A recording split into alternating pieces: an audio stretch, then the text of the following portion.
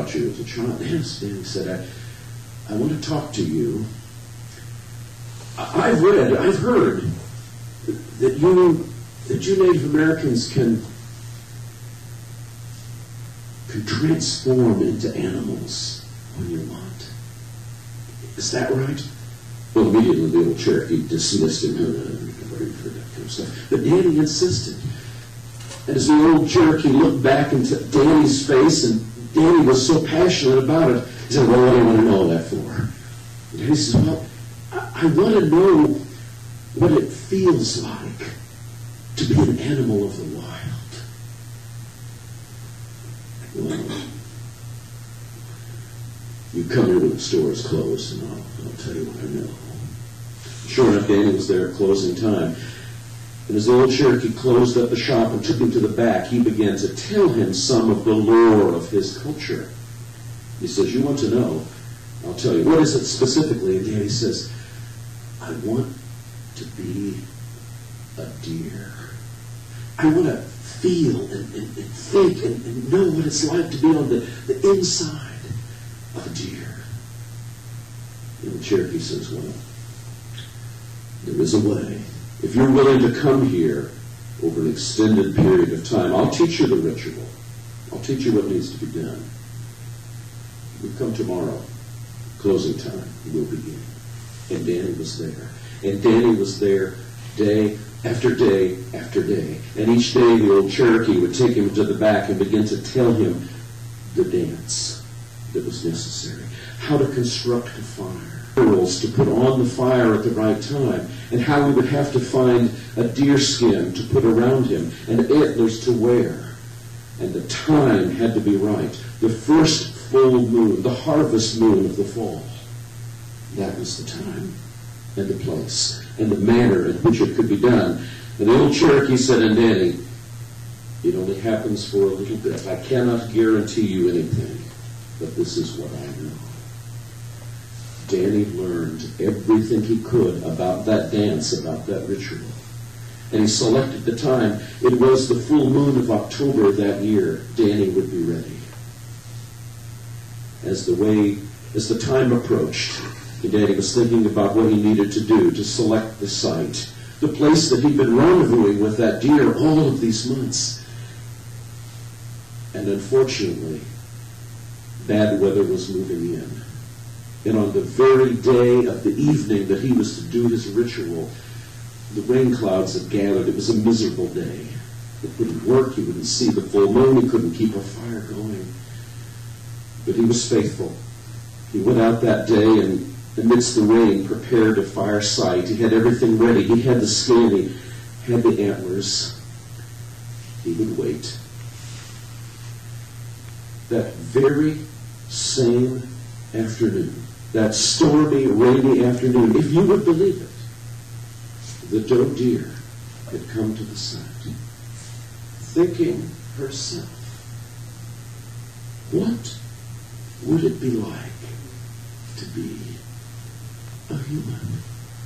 For this young man that's come to visit me day after day and week after week, I wish I could know him from the inside. To know what it would be like to be a human being looking at me, an animal in the wild.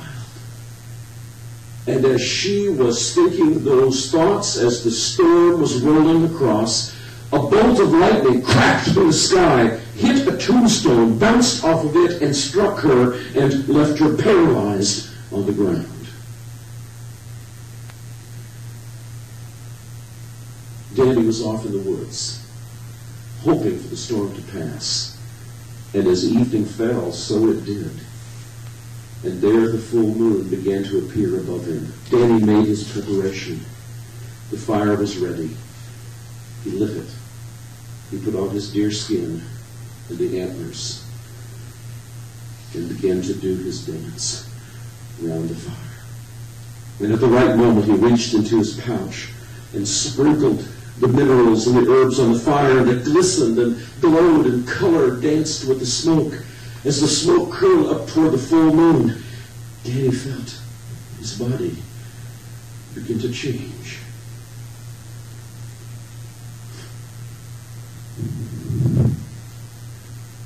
where he had put antlers of another deer, he felt something that belonged to him.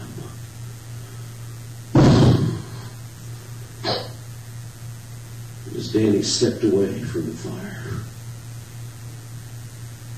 he held up his antlers and turned to walk toward the clearing. A young buck deer. And as he approached the clearing, there was the doe deer laying unconscious. And she awoke her, hearing a sound come toward her. She came to consciousness and began to get up. And as she was trying to get up on her four legs, she realized this was awkward. And as she looked there at her hands, it was the hands of a human woman. And she felt her long hair about her.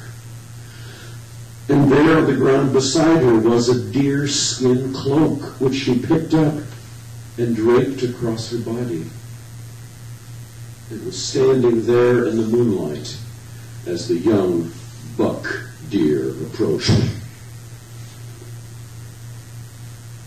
And for just a moment, they looked into each other's eyes, and they knew. And there was the sound of an automobile coming up the paved road at the hill not far from the cemetery. And as the sound of that car racing its engine coming up, and they could see the headlights beginning to glisten across the trees, Danny's instinct as a deer was to run. And so he turned and ran at an angle away from the sound of the car, and she knew what she must do. She ran as fast as she could directly down that gravel road toward the pavement and stepped out into the sight as the headlights of the car hit her full, and she waved her hands, and the car squealed on its brakes, hitting her, bouncing her off of the windshield, over the top of the car and into the ditch. The car careened and stopped. The man got out of the car, passing his car, quickly assessing the damage to his car, looking to see in the ditch a deer. And then he heard the sound of someone running down the pavement, and he turned.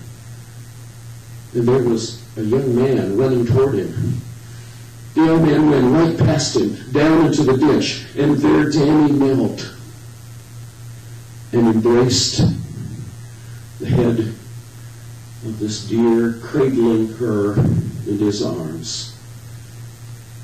And they looked one last time into each other's eyes.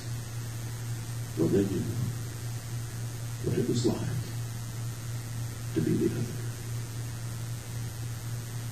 Deer in the headlights.